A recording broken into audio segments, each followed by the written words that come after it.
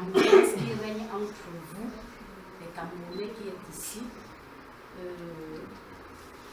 Je suis l'un des parents les plus réguliers. Ça veut dire que vous tous là, vous me voyez au moins 2 fois l'an. Au moins. Il y a des années où je suis même venue 4 fois. Vous me connaissez presque tous, même si moi je peux un peu me tromper de temps en temps. Et si je suis venue, c'est parce que j'ai été particulièrement marquée par le souci que vous vous êtes fait en voyant un de vos petits frères malade arriver ici avec une maman qui aurait pu se retrouver seule. Je crois que votre soeur a dit tout à l'heure qu'elle la voit sourire, reprendre un peu de poids. Je crois que vous avez été à 90% dans tout ce qui a pu la garder son moral haut, qui a pu la soutenir. Et c'est tout ce qu'on peut attendre de vous quand on vous voit ici. Bon, Dieu merci, vraiment, tout s'est bien passé. Et on espère que le Seigneur qui est au contrôle va continuer à étendre sa personne même de guérison sur cet enfant. Et encore à soutenir les parents. Parce qu'en tant que parent, on sait ce que ça coûte, que ce soit financièrement, que ce soit moralement. Il y a même des parents qui ont la santé entamée quand ils ont un enfant malade comme ça. Moi-même, j'ai eu un enfant très malade. Peut-être pas à ce niveau, mais j'ai expérimenté les peines qu'un parent peut avoir quand il a un enfant malade. Et vraiment aujourd'hui, ça peut être la grande joie et je voudrais adresser beaucoup de courage. D'abord à la maman par solidarité féminine, ensuite à papa pour tous les gros efforts qu'il a pu faire parce qu'on a beau être solidaire, mais l'arbre qui cache la forêt, c'est le papa.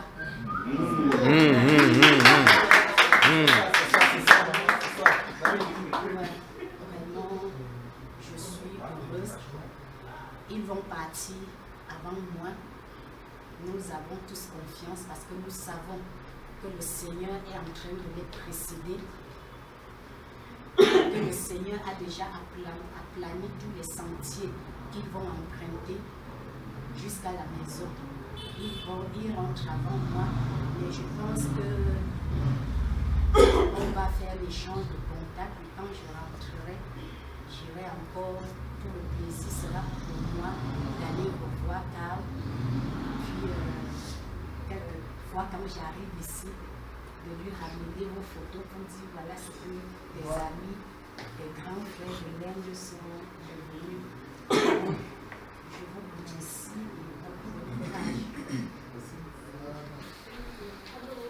Je n'ai plus besoin de présenter mon épouse. Vous la connaissez, voilà. Alors je vais, mon propos va se dérouler en 4 phases. D'abord, la présentation, on peut présenter. Ensuite, je vais vous faire un briefing sur le déroulement de la maladie de Carl. En troisième position, vous avez les remerciements. Et enfin, j'ai une perspective, comme parent, je dois donner quelques conseils pour votre avenir. Voilà. Je vais commencer par me présenter sur le Baïga Alphonse, le père de Carl. Pour mon CV, je n'ai peut-être pas beaucoup chargé, je suis chirurgien. Depuis, médecin, j'ai plus 20 ans, vous imaginez, 20 ans. Je suis chirurgien, spécialement la chirurgie osseuse comme sous-spécialité. J'ai étudié au Cameroun et en Belgique. Et comme responsabilité au Cameroun, je suis, je l'ai dit, je suis responsable du département de chirurgie de l'hôpital à Kétini. Et par rapport à mes spécialités, je suis chef service orthopédie. Je suis également, pour une casquette, enseignant à la faculté de médecine, des sciences biomédicales, pharmaciques, pardon, de Douala. suis père de famille. Comme votre casquette. Ça fait. Bon, maintenant, par rapport à Carl, c'est notre régime. Il y a 15 ans. Qui souffre depuis 1 an. Je peux dire hospitalisé depuis 1 an jour pour jour.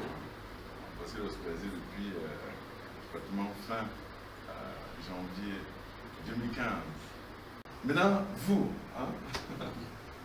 vous, alors j'arrive en Inde, j'ai un seul contact en Inde, qui m'a donné par un ami qui vient souvent pour son business. Il dit, mais il y a le père d'une fille qui est en Inde, qui est ici. Bon, on prend comme son contact, peut-être que Laurent Paquet a envoyé, ça va être en contact. Et c'est Pascaline. Pascaline, vous avez pu. Donc c'est le seul contact qu'on avait quand nous sommes arrivés en Inde, il y a 10 mois. Plus précisément le 10 avril 2015. Et donc, parce que nous avons vu. Mais on découvre en même temps, jour par jour, qui est déployé au service de le Camerounais qui était malade à ce moment-là, le fils de M. Kijanga, malheureusement, qui est décédé.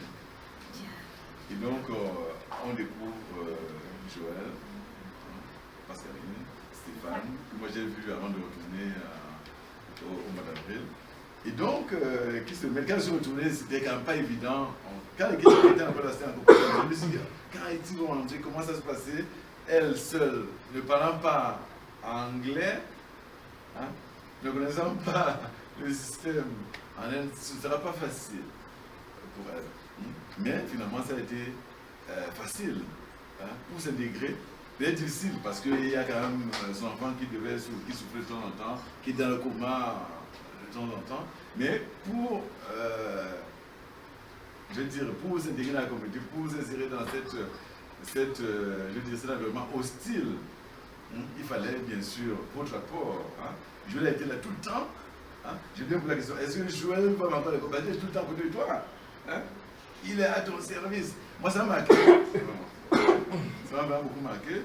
Le problème nous s'est posé. On m'a dit à Pierre, qui n'arrête pas de faire l'effort. Parce que il passait tout le temps à côté de l'enfant. Donc, c'est difficile pour ma femme d'être là, de venir faire la cuisine. Il fallait tout le temps être à côté de l'enfant pour dénicher un éventuel problème. Bon, il y a eu 2 personnes. Et puis, subtement, un jour, on me dit, mais voilà, la grande communauté camerounaise, les étudiants camerounais qui sont à l'hôpital pour voir Carl. Et moi, c'est des langues. Et ils ont cotisé en plus. Les étudiants, ils cotisent. Ça, c'est exceptionnel. Vous voyez? Un autre, vous allez voir, vous allez sortir. Pour l'argent de poche que les parents. Pour transférer. Pas à vos copines, mais plutôt à.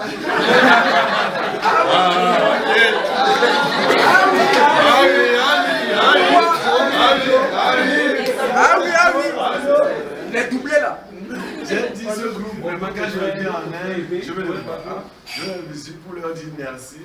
Et leur dire de continuer dans cet élan. Dans cet environnement qui n'est pas toujours facile, soyez unis, soyez ensemble pour affronter l'avenir. Alors je vous dis grandement merci pour cet élan de solidarité. Merci pour cet effort pour venir voir un enfant, un petit frère qui est souffrant. Dans un état. Ça l'a encouragé, lui il a commencé à manger, ça on est passé, on ne mangeait pas du tout. Je rappelle au passage, il a des contacts, des amis partout. Il a des copines en guillemets. Parmi vous, donc c'était intéressant. Donc je vous dis grandement merci, ma femme également, je vous dis merci. Maintenant, pour ceux qui commencent à venir, moi je vais faire part de mon cursus tout à l'heure. Ce n'est pas facile, c'est pas facile. Vous êtes dans notre société, si vous devez revenir au Cameroun, il faut que vous ayez. Ce n'est pas facile, ce ne sera pas facile pour vous, malgré votre bagage intellectuel, ce ne sera pas facile. Mais si vous n'avez pas le bagage du tout, c'est une catastrophe. C'est une catastrophe. Donc ce n'est pas forcément la relation qui permet de vous insérer. Si vous êtes compétent, ça va passer. On aura besoin de vous. on aura besoin de vous. On viendra vous chercher. Hein, pour il y a beaucoup d'ingénieurs parmi vous. Pour vos services, vos compétences. Donc, votre rôle ici, c'est d'étudier. Parce que vous manquez bien 2 fois, voire 4 fois par an. Souvent pour fois, sinon. Ça va être beaucoup de moyens à dépenser. Nous, je ne sais pas combien d'argent j'ai dépensé pour mon fils. C'est énorme. Hein? Mais notre rôle en tant que parent, c'est d'être à votre service pour vous permettre de grandir et d'être autonome. Donc, en retour, vous aussi, vous devez donner satisfaction à vos parents. Hein? On n'attend pas votre argent, hein? On attend que vos résultats et votre bonheur à vous-même. Ce n'est pas pour nous. Notre fierté en tant que parents, c'est de vous voir bien dans la société, bien intégré dans la société, avec des grades, avec des titres, hein, pour donc, je vous exhorte, hein, jeune homme, je vous appelle jeune homme maintenant, cher ami, à vous lancer dans le bureau. Ne venez pas vous dire ça, hein. Bossez, vous avez pour étudier, bossez. Et quand vous revenez, quand vous vont revenir, remettez-vous au service de votre pays, hein, pour pouvoir faire avancer les choses. Ce n'est pas forcément le salaire, moi je ne sais pas combien je gagne par rapport à ce que quand j'étais en Belgique. Une garde, j'avais 500 €, hein, 500 € par garde. Hein, c'est mon salaire annuel, mon salaire mensuel au Cameroun. Hein. Une garde en Belgique fait mon salaire mensuel. Mais pour la rentrée, pour servir les étudiants. Bravo, père. J'allais rester en Belgique. On te connaît. Passe président, c'est ce que je voulais vous dire. Hein. Maintenant, président Cassimino, on aura quelques. Hein. Vous avez tous écouté.